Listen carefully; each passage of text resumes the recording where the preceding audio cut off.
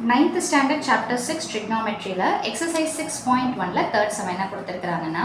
if 2 cos theta is equal to 3 அதாவது 2 cos theta உடைய value 3 னா மீதி இருக்கக்கூடிய trigonometric ratios of angle theta வை நம்ம கண்டுபிடிக்கணும் ஓகேங்களா சோ அதாவது இத கொடுத்துட்டாங்க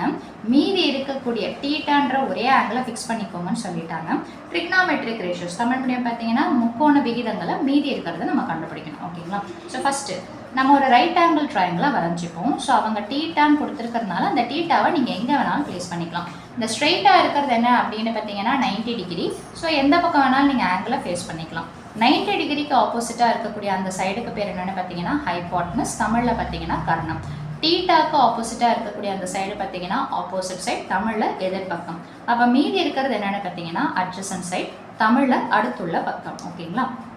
இப்போ இதை நான் எப்படி எடுத்து எழுதிக்கிறேன்னா cos theta is equal to root 3 இந்த multiplication 2ன்றது opposite sideல வந்ததுன்னா division so cos theta க்கு formula என்ன அப்படின்னு பார்த்தீங்கன்னா adjacent by hypotenuse அதாவது அடுத்துள்ள பக்கம் by கர்ணம் so நமக்கு எந்தெந்த சைடு தெரியுது adjacent side that is root 3 உடைய வேல்யூ தெரியும் adjacent உடைய வேல்யூ தெரியும் hypotenuse கர்ணத்துடைய வேல்யூ என்ன இருக்குதுன்னு பார்த்தீங்கன்னா 2 அப்போ நம்ம எதை கண்டுபிடிச்சாகணும் இந்த ஆப்போசிட் சைடை அதை நான் சும்மா எக்ஸ்ன்னு சொல்லிட்டு பேர் வச்சுக்கிறேன் ஓகேங்களா இப்போது நான் ஆல்ரெடி ப்ரீவியஸ் கிளாஸஸில் சொல்லியிருக்கிறேன் ஹைபாட்டனஸ் கண்டுபிடிக்கணும்னா மட்டும்தான் இந்த லாங்கஸ்ட் சைடு இருக்குது பார்த்தீங்களா கர்ணத்தை கண்டுபிடிக்கணும்னா ஸ்கொயர் பண்ணி ஆட் பண்ணணும் ரூட்டுக்குள்ளே போடணும் ஹைபாட்டனஸை தவிர வேறு எந்த சைடை கண்டுபிடிக்கணும்னாலும் நம்ம என்ன தான் பண்ணணும்னு பார்த்தீங்கன்னா சப்ட்ராக்ஷன் பண்ணணும் ஸோ அப்போ நான் இந்த சைடு பார்த்தீங்கன்னா ஹைபாட்டனஸ் கிடையாது ஸோ அப்போ நான் என்ன பண்ணுறேன்னா எக்ஸ் இஸ் ஈக்குவல்ட்டுன்னு போட்டுட்டு ஒரு ரூட்டை ஃபஸ்ட்டு போட்டுருங்க இப்போது இந்த ரெண்டுத்தில் எது பெரிய நம்பர் அல்லது எது பெரிய சைடுன்னு பார்த்தீங்கன்னா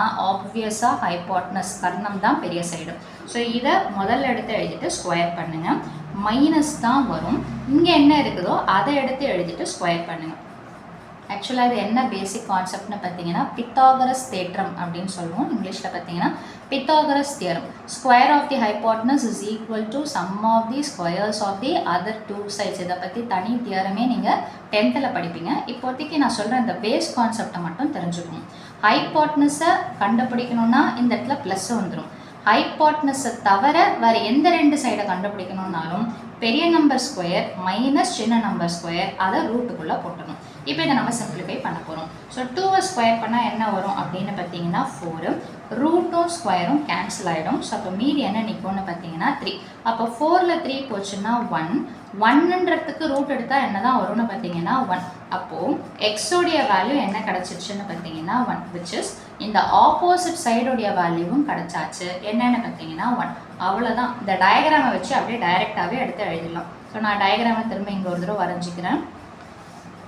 ஸோ இது 90 டிகிரி இதுக்கு ஆப்போசிட்டாக இருக்கிறது ஹைபாட்டனஸ் கர்ணம் இதோடைய வேல்யூ கொஸ்டின்லேயே கொடுத்துட்டாங்க நான் டீட்டாவை இங்கே ப்ளேஸ் பண்ணிக்கிறேன் அப்போ இதுக்கு ஆப்போசிட்டாக இருக்க சைடு பார்த்திங்கன்னா ஆப்போசிட் அதாவது எதிர்பக்கம் இதை தான் நம்ம கண்டுபிடிச்சிருக்கிறோம் 1 ஸோ மீதி இருக்கிறது அட்ஜசன்ட் சைட் அடுத்துள்ள பக்கம் இதை கொஸ்டினில் கொடுத்துருக்குறாங்க தட் இஸ் ரூட் 3 இப்போ ஸ்ட்ரெயிட்டாக ஃபார்முலாவுக்கு போயிடலாம் ஸோ சைன் டீட்டாக்கு என்ன ஃபார்முலா அப்படின்னு பார்த்தீங்கன்னா நீங்கள் வேணும்னா ஃபார்முலா எழுதியும் எழுதலாம் இல்லை டைரெக்டாகவும் எடுத்து எழுதலாம் ஸோ சைன் டீட்டாக்கு என்ன ஃபார்முலான்னு பார்த்தீங்கன்னா ஆப்போசிட் பை ஹைபாட்டனஸ் தமிழில் பார்த்தீங்கன்னா எதிர்பக்கம் பை கர்ணம் ஸோ இதை நான் அவங்களுக்கு என்ன வேணுமோ அதை மட்டும் நீங்கள் எடுத்து எழுதினா போதும் ரெண்டுத்தையும் எழுதணுன்ற அவசியம் கிடையாது இங்கிலீஷ் மீடியம் இங்கிலீஷை ப்ரிஃபர் பண்ணிக்கோங்க தமிழ் மீடியம் தமிழை ப்ரிஃபர் பண்ணிக்கோங்க ஸோ ஆப்போசிட் சைடு என்ன இருக்குதுன்னு பார்த்தீங்கன்னா 1 ஹைபாட்டனஸ் என்ன இருக்குதுன்னு பார்த்தீங்கன்னா 2 ஸோ சைன் டீட்டா முடிஞ்சிடுச்சுங்களா சைன் டீட்டாவோட ரெசிப்ரோக்கல் என்னன்னு பார்த்தீங்கன்னா கொசிகன் டீட்டா ஸோ கொசிகன்ட்டுன்றது என்னது சைனுடைய தலைகீழ் அப்போ 1/2 அப்படியே தலைகீழாக போட்டிங்கன்னா